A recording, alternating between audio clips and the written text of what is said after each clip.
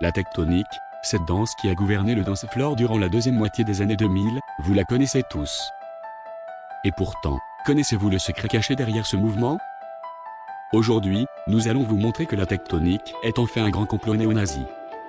Vous allez découvrir une danse qui fait fureur.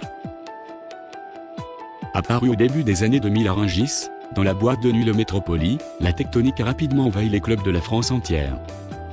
Des milliers de jeunes se sont convertis à ce mode de vie.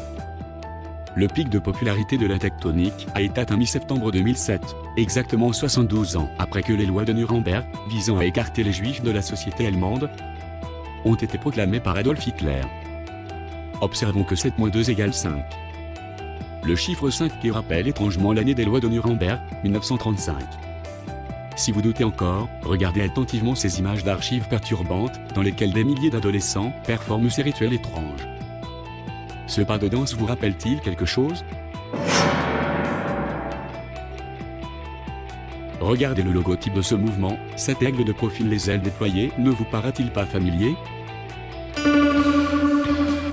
Et ce flyer de propagande pour une soirée tectonique, qui a été étrangement mis en ligne peu après sa publication.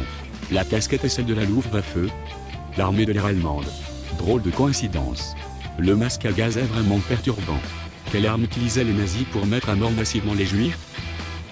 Exact, du gaz. Un bon entendeur. Les pratiquants de ce mouvement se font appeler les tectonic killers, killers qui signifie meurtrier. Intéressons-nous désormais à cofondateurs de la tectonique, Alexandre Barzun et Cyril Blanc. Le nom Barzun contient toutes les lettres pour former le mot nazi. Quant à Cyril Blanc, son nom rappelle la suprématie blanche à l'origine de l'idéologie nazie.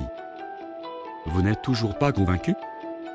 Voyons le groupe phare du mouvement tectonique nommé Mondotech. D'origine allemande, qui d'autre était allemand? C'est exact, Adolf Hitler. Observez maintenant le titre Alive, single phare de ce groupe. Nous pouvons d'ores et déjà remarquer que Alive, à l'envers, forme le mot Evia. Retirons maintenant la lettre A, le tout forme le mot Evil, en français le mal. Intéressant, n'est-ce pas? Visualisons maintenant un extrait du morceau.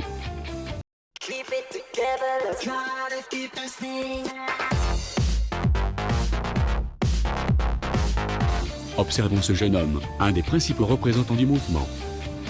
Une vidéo d'archives que nous avons retrouvée contient des preuves accablantes de son association au nazisme.